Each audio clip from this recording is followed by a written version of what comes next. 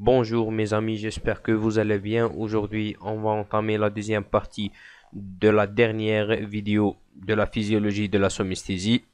Cette vidéo concerne la douleur et les différents mécanismes inclus pour la sensation de la douleur. Une petite définition au début. La douleur signifie la sensibilité nociceptive.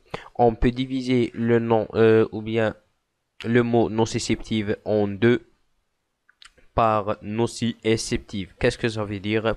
Ça, c'est une astuce pour apprendre ce mot. La douleur, c'est la sensibilité nociceptive. Noci, ça veut dire, on peut dire qu'une chose, elle est nocive pour l'organisme, bien sûr, et septeur, on peut dire récepteur. C'est une astuce pour apprendre. Donc, c'est la présence d'un récepteur qui va capter les stimulations nocives. Pourquoi? Pour indiquer que l'organisme risque d'être endommagé. Donc, la douleur, c'est un signal qui nous permet de savoir que notre organisme est en danger ou bien endommagé, peut être endommagé. Il y a 6 mécanismes périphériques. Il y a les stimuli nociceptifs, les nocicepteurs, ou bien on peut mettre une abréviation NOC, nocicepteurs. Il y a les conductions des influx, les mécanismes spinaux, les mécanismes d'activation des nocicepteurs et la notion de la douleur, pardon. Pour les stimuli nocicepteurs et les stimuli nociceptifs, pardon, les stimuli nociceptifs, ce sont des agents mécaniques, thermiques ou chimiques capables d'endommager les tissus. Donc tout agent thermique ou mécanique peut endommager le tissu. Par exemple, notre température peut endommager la peau. Pour les nocicepteurs, ce sont les terminaisons libres en forme de chapelet et perles. J'ai parlé la dernière fois dans la vidéo précédente des récepteurs, mais les nocicepteurs, ce sont des récepteurs spécialisés pour capter la douleur, provenant des axons périphériques dont les corps somatiques se trouvent dans les ganglions de la racine postérieure de la moelle. Bien sûr, dans la racine postérieure, car c'est la racine responsable de transmettre les influx sensitifs.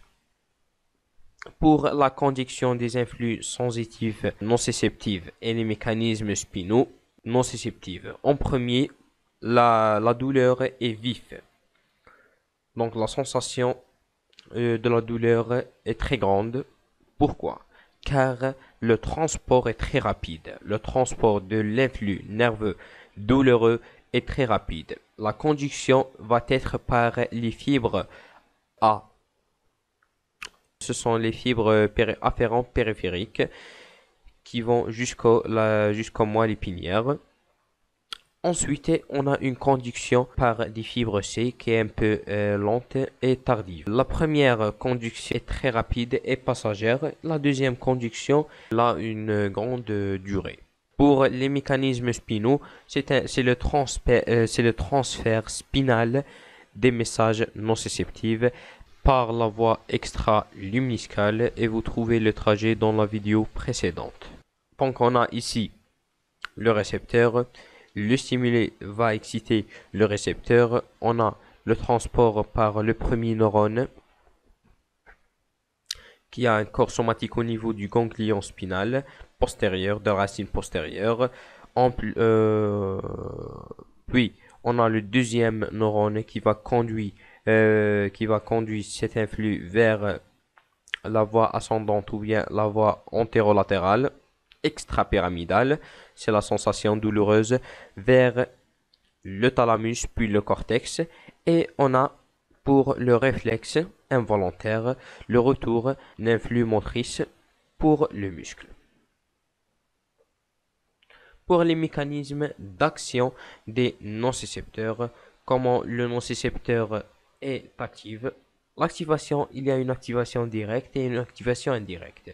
L'activation directe, c'est l'état normal, on a un stimuli physique et chimique. Quand on a un stimulus physique et chimique.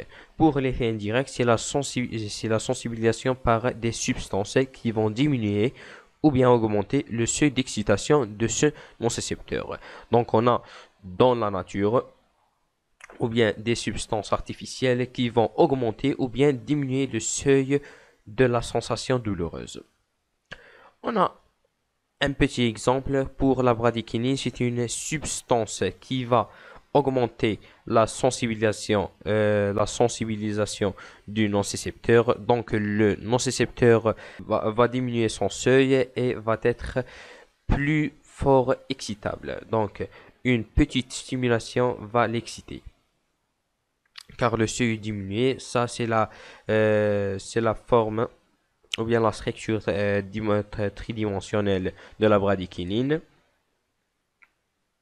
Pour les opioïdes et la glanine. Comme les drogues, ce sont des inhibiteurs ou bien des sensibilisateurs de nocicepteurs. Donc, ils vont diminuer la sensibilisation du nocicepteur et augmenter le seuil. Donc, malgré on a une stimulation qui est normalement douloureuse, mais pas de douleur. Donc, soit la drogue ou bien pour l'anesthésie. Pour l'aspirine, c'est une substance qui inhibe l'enzyme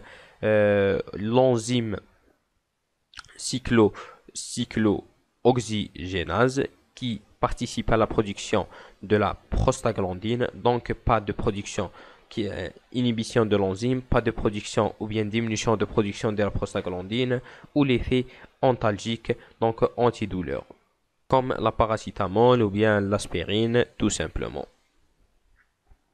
Pour la notion de seuil et de la douleur, l'hyperalgésie et l'allodynie. Pour le seuil de douleur, comme vous voyez dans cette image, le seuil de douleur va augmenter ou bien diminuer selon la substance utilisée, ou bien il reste normal quand on est à l'état normal. C'est l'intensité à partir de laquelle le stimulus est ressenti comme douloureux. Pour l'hyperalgésie, c'est l'abaissement du seuil du nocicepteur. La réception ici, la réception est plus forte, évoquée par le même stimulus. Ou l'hyperalgésie, c'est la douleur anormalement amplifiée.